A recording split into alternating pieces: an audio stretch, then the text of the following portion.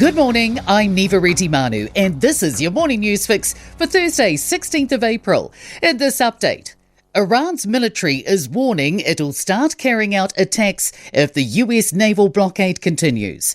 The Trump administration is claiming Iran's sea trade has ground to a halt, but new BBC analysis shows more than a dozen vessels have passed through the Strait of Hormuz in the past 2 days. Tehran is now ramping up its threats, despite both sides showing a willingness to return to the negotiating table. Donald Trump says the war is now very close to being over. New Zealand's fuel supplies are continuing to drop, but Prime Minister Christopher Luxon says that the government sees no risk of future fuel disruption.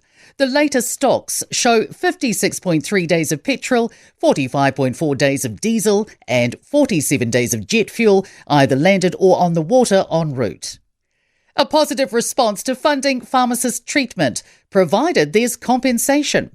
Health New Zealand's proposing an annual $5 million fund, allowing pharmacists to dispense treatments for common conditions. The move's been welcomed by the Pharmaceutical Society, which says it will make already available services more affordable and therefore accessible. Pharmacist and Christchurch pharmacy owner Annabelle Turley says it's a good move, but pharmacists would need to be paid appropriately. A tax expert says any changes to GST would need to be weighed carefully.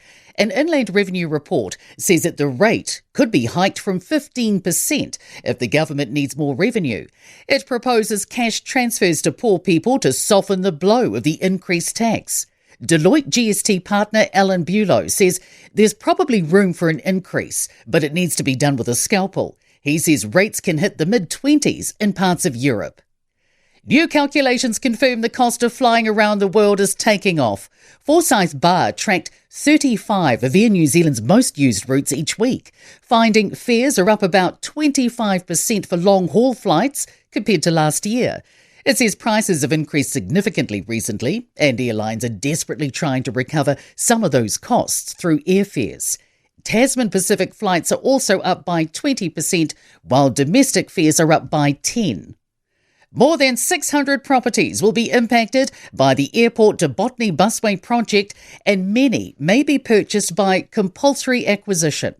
Residential, commercial, Kāinga Ora, Auckland Council and Crown Land properties are included.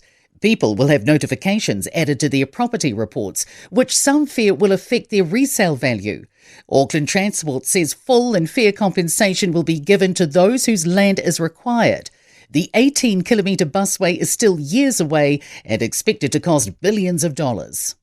In sport, the football Ferns will attend a 7th Women's World Cup next year in Brazil after beating Papua New Guinea 1-0 in the Oceania qualifying final. Former All Black Lima Sopoaga is concerned by the impact on a younger generation as Moana Pacifica prepares to fold after this Super Rugby season. A call to bring Test cricket back to Auckland. The last international red ball match in the city was at Eden Park in 2018, but the push has been sparked by commitments to a $10 million revamp of Colin Maiden Park for domestic matches. I'm Neva Manu, and that's your latest news fix. We'll be back with the next update at midday from the Newstalk ZB newsroom.